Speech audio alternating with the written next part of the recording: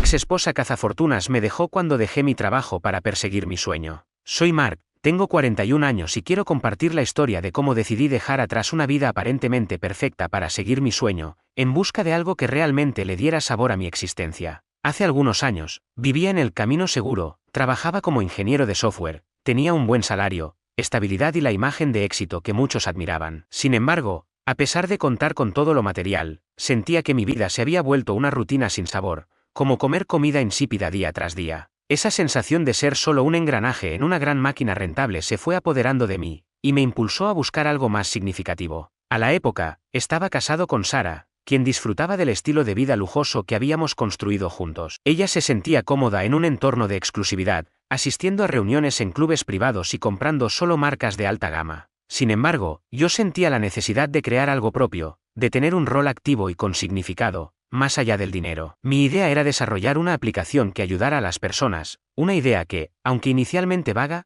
se basaba en la pasión de dejar mi huella en el mundo. Durante mucho tiempo intenté conversar con Sara acerca de este proyecto. En múltiples ocasiones, le expuse la idea, pero en cada diálogo se notaban sus dudas y temores. Me cuestionaba, ¿y qué pasará con el estilo de vida que llevamos? ¿Estás seguro de querer renunciar a esa seguridad? Yo traté de tranquilizarla, explicándole que había ahorrado lo suficiente para cubrir mi parte de los gastos, pero sus preocupaciones sobre el impacto en nuestra imagen y la estabilidad de nuestro entorno de alta sociedad no desaparecían. Incluso en un momento, en un intento desesperado de mostrar que éramos un equipo, sugerí vender algunos de sus bolsos de diseñador para financiar el proyecto, a lo que ella reaccionó con asombro, señalando que esos artículos eran inversiones valiosas. Sara proponía que trabajara en mi idea en mis tiempos libres hasta que se viera algún avance, pero la realidad era otra. Mi empleo exigente me consumía de tal forma que era imposible dedicarle el tiempo que mi proyecto requería. Durante 2 largos años, la incertidumbre y las constantes dudas de mi esposa alimentaron mi ansiedad interna. Finalmente, un martes por la mañana, tomé la decisión definitiva, renuncié sin gran ceremonia, enviando un correo de dimisión y comprometiéndome de lleno a mi sueño. La reacción de Sara no se hizo esperar. Naturalmente, se mostró furiosa y preocupada por el futuro, ya que significaba renunciar a ese estilo de vida tan exclusivo al que ambos estaban acostumbrados. Al principio, intentó mostrarse como una esposa comprensiva, brindándome palabras de aliento y expresando su apoyo de manera intermitente, incluso con ocasionales "tú puedes" y gestos de ánimo. Sin embargo,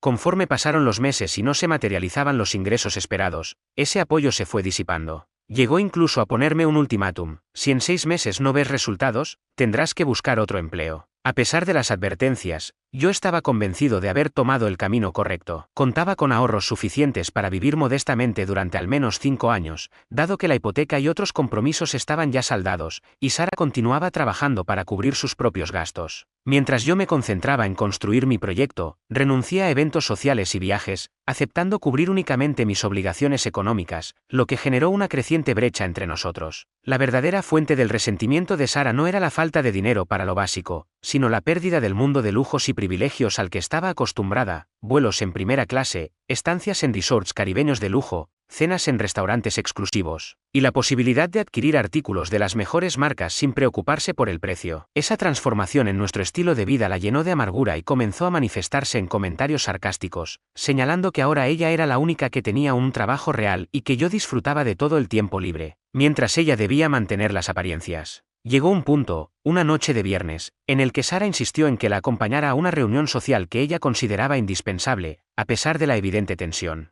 Yo me negué a aceptar esa situación, pues jamás firmé para ser el único sostén económico. Me había asegurado de que aquello era solo una medida temporal. Su enojo se manifestó de forma abrupta, dando inicio a la primera gran pelea que, lamentablemente, no fue la última. A partir de ese momento, la situación se deterioró de manera irreversible. Ella se quejaba constantemente, desde tener que cancelar nuestro viaje anual a esquiar en Suiza hasta no poder permitirse las compras a las que estaba acostumbrada. Llegó incluso a cuestionar mis elecciones: ¿quieres que pase de Prada a tiendas de segunda mano? Era una de sus frecuentes acusaciones. Cada factura que decidíamos dividir se convertía en motivo de discusión, y si sugería recortar gastos no esenciales, simplemente ponía los ojos en blanco. Con frecuencia, me reprochaba que, al no contar con 2 ingresos, la situación se volviera insostenible, insistiendo en que no había contraído matrimonio con un hombre sin recursos. Intenté mantenerme enfocado en mis metas, esforzándome por seguir adelante y bloquear la negatividad, pero Sara hacía todo lo posible para desestabilizarme. Sus discusiones se volvieron cada vez más personales,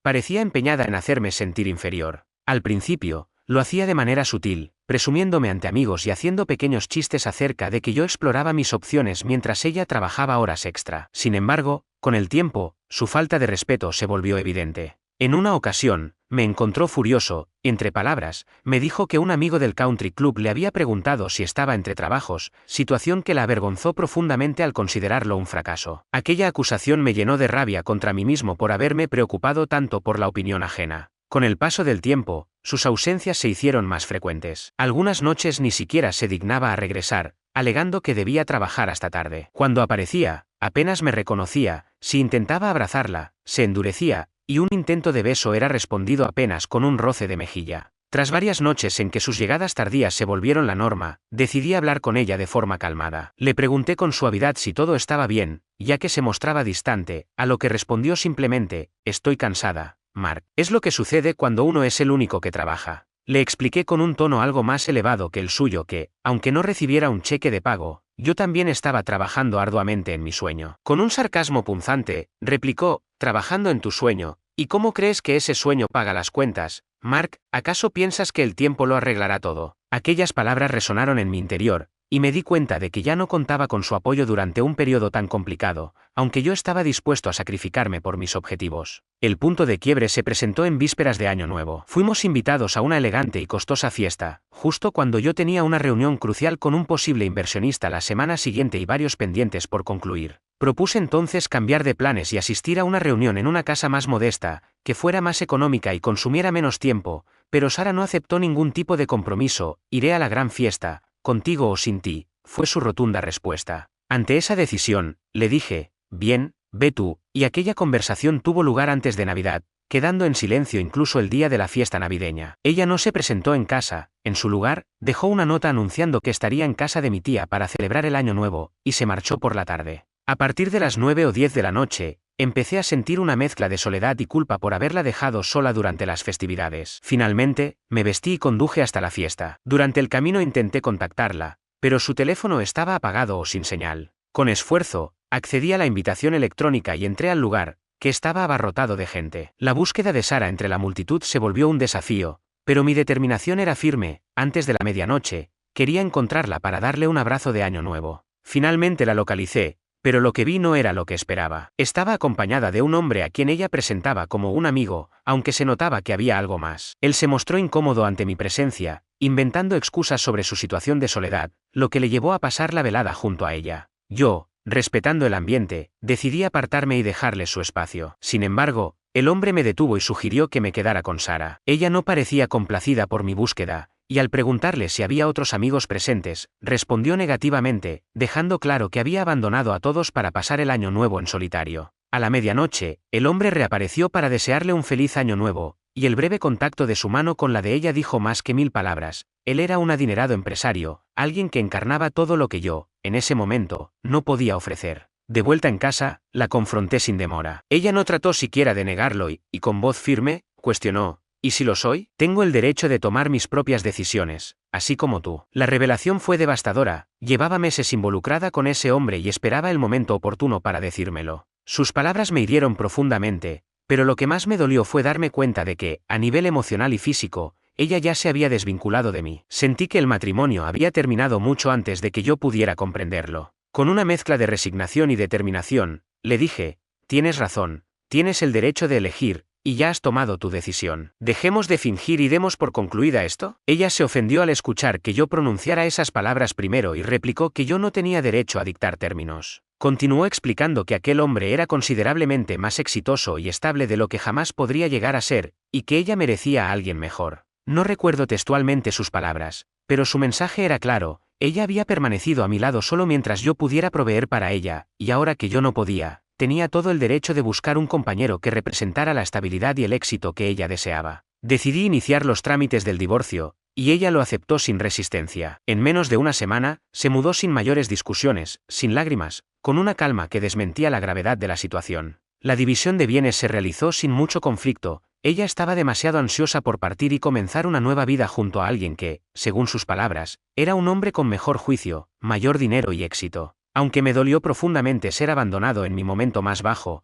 tras una semana de aflicción inicial, experimenté una sensación de alivio. Romper completamente esos lazos resultó ser más saludable que vivir día tras día con una relación quebrantada. Decidido a recuperar el control de mi vida, me sumergí en mi trabajo con renovada determinación. 6 años después, mi negocio va viento en popa. He logrado consolidar una compañía que, si bien no es gigante, es fruto de mi esfuerzo y la llamo con orgullo mía. Además, he abierto un nuevo capítulo en mi vida personal, tengo una nueva relación, aunque aún no hemos formalizado matrimonio, y quién sabe lo que depara el futuro. Recientemente, la historia dio otro giro inesperado. La semana pasada, Sara me envió un mensaje de texto sin previo aviso, saludándome con un hola, ¿cómo estás?, como si el pasado no hubiese importado. Al principio decidí no responder, ignoré varios mensajes subsecuentes, pero hoy recibí uno extenso en el que, aparentemente, me acusaba de ingratitud. A lo largo del último año, Sara me apoyó cuando estaba desempleado, incluso me recordaba cada favor que me había hecho. Un día, me llegó un mensaje en el que exigía, como exesposa, que respondiera a sus textos, obligándome a reconocer todo lo que había hecho por mí. Aunque creía haber superado aquella etapa, al leer sus palabras mi ira se encendió. En mi interior, no sentía ningún compromiso por querer su aprobación ni por buscar el éxito que ella tanto enfatizaba. Tras comentárselo a mi novia, Lisa, ella me dijo algo que me hizo reflexionar: si esto aún te afecta tanto, tal vez no has superado del todo lo sucedido. Esa frase me obligó a cuestionarme si debía ser indiferente ante las actitudes de Sara o si, al contrario, seguía aferrado a viejos rencores. Actualización. Decidí no responder al mensaje de Sara, pues consideraba que no había motivo para hacerlo. Sin embargo, mi silencio no fue suficiente para ella. Una semana después de ese mensaje, recibí textos y correos electrónicos interminables. Fue entonces cuando la situación dio un giro inesperado. Un día, mi recepcionista me llamó informándome que una mujer llamada Sara estaba en el edificio, sin cita previa, afirmando que no necesitaba una. Su actitud denotaba la misma arrogancia y derecho que recordaba de ella. Parecía segura de que yo debía recibirla con los brazos abiertos. Le pedí a la recepcionista que le dijera a Sara que no estaba presente ese día, ya que no tenía intención de enfrentarme a otra de sus historias tristes. Sabía muy bien que si realmente hubiera vivido la vida perfecta tras dejarme,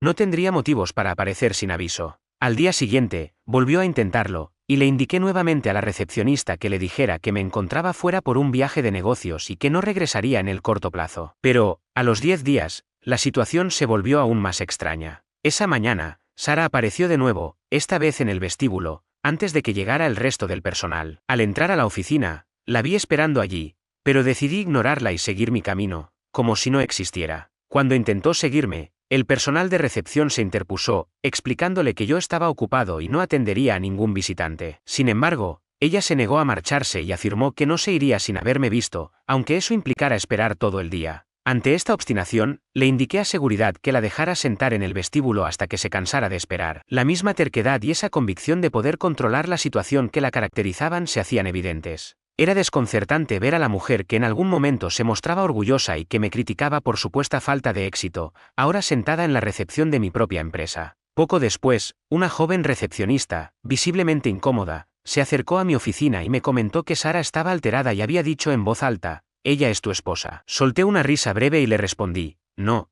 Amy, ella ya no es mi esposa. Sara es simplemente un fantasma errante del pasado, ignóralo». Más tarde esa tarde, necesitaba salir a recoger unos documentos en la impresora que estaba al final del pasillo. Mientras caminaba junto a la recepción, Sara saltó repentinamente y exclamó: «Mark, ¿por qué no me dejan entrar? ¿Acaso no saben quién soy? Soy tu esposa». Me detuve, la miré fijamente, y con voz calmada, le dije: «No, Sara, no eres mi esposa y nadie aquí necesita saber quién eres tú». Pude ver cómo mis palabras la hacían desinflarse, aunque su tono se volvió casi suplicante cuando preguntó: «¿Podemos hablar, aunque sea unos minutos en privado?». Tras dudar unos instantes, accedí en tono monótono y la invité a mi oficina. Mientras caminábamos, noté cómo sus ojos recorrían el lugar, observando las fotos enmarcadas de mi equipo y una discreta imagen de Lisa y yo de excursión. Al llegar a mi despacho, ella se acercó como queriendo abrazarme, pero yo retrocedí ligeramente y le pregunté en voz baja y firme: «¿No?». Obviamente, mis palabras la hirieron, pues su tono cambió y, con voz algo temblorosa, volvió a insistir: «¿Por qué me odias tanto? ¿Por qué te muestras tan orgulloso, tan reacio a hablarme o a responder mis mensajes? Yo fui tu esposa, Mark. Creo que merezco un poco de respeto». Cansado y sin ánimos para más confrontaciones, le respondí, casi apagado: «Mira, Sara, solo dime qué quieres». Hubo un breve silencio, y en voz baja ella murmuró: «¿La he cagado, Mark? Realmente la he cagado». Te contesté: «¿Por eso has venido? ¿No es cierto?». Dije, con la voz llena de una fría ironía que delataba mi escepticismo. Déjame adivinar, el hombre al que considerabas exitoso resultó ser, en realidad, un fracaso. Las lágrimas comenzaron a brotar de sus ojos, primero de manera lenta y callada, para luego transformarse en sollozos desbordados. Con voz entrecortada, Sara me relató la historia que ya conocía de memoria. Me contó que Richard, el hombre al que había dejado atrás para estar con él, era un chico mimado y adinerado, que vivía a costa del dinero de su padre. Richard la había colmado de regalos, viajes y todo lo que uno pudiera imaginar, hasta el punto de que ella decidió renunciar a su trabajo, convencida de que jamás volvería a necesitar trabajar. Juntos contrajeron matrimonio y se lanzaron a recorrer el mundo, viviendo una vida de excesos y lujos. Sin embargo, el problema radicaba en que Richard se rehusaba a esforzarse, jamás se involucró en el negocio familiar. Mientras tanto, su hermano mayor, quien sí trabajaba codo a codo con su padre, alimentaba un profundo resentimiento hacia él. Con el tiempo, el padre tomó la decisión de entregar todo el negocio y las propiedades al hijo mayor, dejando a Richard solo con una casa pequeña y una fábrica en decadencia, como una especie de herencia de lástima. Incapaz de gestionar siquiera aquella fábrica, Richard vio cómo ésta quebraba en pocos años. Con el dinero agotado, su carácter se volvió cruel y abusivo, y un día, sin más, simplemente la abandonó. Para empeorar la situación, Sara descubrió que la casa estaba hipotecada. Al no poder Richard cumplir con los pagos, el banco estaba a punto de embargarla. En un intento desesperado por encontrar ayuda, acudió a la familia de él, pero ellos se desentendieron, afirmando que no tenían nada que ver ni con ella ni con Richard. Ciertamente fue un giro sorprendente de los acontecimientos, comenté, sin sentir sorpresa ni compasión. ¿Acaso no provocaste tú misma este destino?, le pregunté, manteniendo mi voz impasible. Ante mi inexpresividad, Sara replicó con incredulidad: renuncié a mi trabajo por culpa de él, pensando que nunca volvería a necesitarlo, y ahora, a mis años, debo sostenerme a mí misma. El problema es que he estado fuera del sector durante tantos años que la tecnología ha avanzado demasiado y no sé cómo ponerme al día. No cuento con los recursos para formarme, y nadie contrata a quien ha estado tan alejado del mercado. ¿Sabes bien de lo que soy capaz?, Mark interrumpió, con lágrimas recorriendo su rostro. ¿Estás pidiéndome que te ofrezca un empleo?, le contesté incrédulo. Me has menospreciado en el momento en que yo intentaba construir algo para mí, me ignoraste y me abandonaste cuando más te necesitaba. Ahora, esperas que actúe como una institución benéfica. Por favor, Mark, dame una oportunidad, sollozó, con la voz ahogada por el llanto. Le respondí con una risa seca: lo siento, Sara, pero no administro una caridad. Tampoco tengo un lugar digno donde vivir. Estoy compartiendo un pequeño apartamento con un desconocido que conocí en línea. He tenido que vender casi todo lo que poseía para mantenerme a flote, sin ahorros, comiendo comida rápida y fideos instantáneos, e incluso vendí mi coche para pagar el alquiler. Jamás imaginé llegar a este punto, y reconozco que es fruto de mis propias decisiones equivocadas. Fui ciego por la seguridad y el brillo del dinero. Pero, a diferencia de ti, he logrado salir adelante. Dejarte fue el error más grande de mi vida, me arrepiento de todo lo que hice, confesó, con una desesperación palpable, como si creyera que sus palabras pudieran cambiar mi parecer. Corté bruscamente su relato y le ordené que dejara de intentar manipularme. Le dejé claro que estaba en el lugar equivocado y que no recibiría ningún tipo de ayuda, ni empleo ni ningún otro auxilio. Cuando intentó tomar mi mano, me retiré de inmediato, ya que la mera idea me resultaba repulsiva. Con voz apenas audible, entre titubeos, ella confesó: tenía miedo de lo que el futuro me deparaba. Reconozco que he cometido errores, pero también he aprendido. ¿Acaso teníamos algo genuino?, insistió. ¿No podemos, Mark, intentarlo de nuevo? Negué con la cabeza, firmemente. No, Sara, no podemos. Lo nuestro jamás fue genuino, se trató de una transacción. Tú te enamoraste del estilo de vida que yo ofrecía, no de mí. Y, además, no puedo continuar esta conversación, mi novia no lo aprobaría, así que, por favor, debes marcharte. Confundida, me preguntó: ¿novia? ¿Tienes novia? No pude evitar esbozar una pequeña sonrisa satisfecha, y tomé el marco con la foto que descansaba sobre mi escritorio, la misma en la que figuramos Lisa y yo durante una reciente excursión, en la que se veía claramente el anillo de compromiso en su dedo. Esta es Lisa, anuncié, con voz serena y medida. Sara observó la fotografía con los ojos muy abiertos, balbuceando: pero nunca publicaste fotos con ella. ¿Es real? Le expliqué que Lisa no necesitaba ropa de diseñador ni fiestas ostentosas para sentirse plena, pues valoramos la intimidad y el significado en la vida. Ella no requería que yo fuera rico para amarla, cada palabra era la cruda verdad. En ese instante, Sara quedó en silencio. Por primera vez, se notaba que estaba verdaderamente destrozada. Hasta ese momento, había aferrado una débil esperanza de reconquistarme, pero ahora esa ilusión se esfumaba. Con voz quebrada, apenas audible, murmuró: es devastador. Creí estar tomando la decisión correcta, pero dejé ir lo mejor que jamás tuve. Hemos terminado, Sara, afirmé con tono definitivo. Ya deberías marcharte. Dudó un instante, como si quisiera decir algo más, pero finalmente se contuvo. Más tarde, relaté todo el encuentro a Lisa, quien me escuchó pacientemente, apoyando mi mano mientras le exponía cada detalle. ¿Y cómo te sientes?, me preguntó Lisa al terminar mi relato. Para mi sorpresa, mi respuesta fue inesperada. Ni rencor, ni euforia, ni tristeza. En teoría, debería haber sentido un cierre, sin embargo, en el fondo, simplemente me sentía vacío, sin experimentar la más mínima satisfacción ante la desgracia de Sara.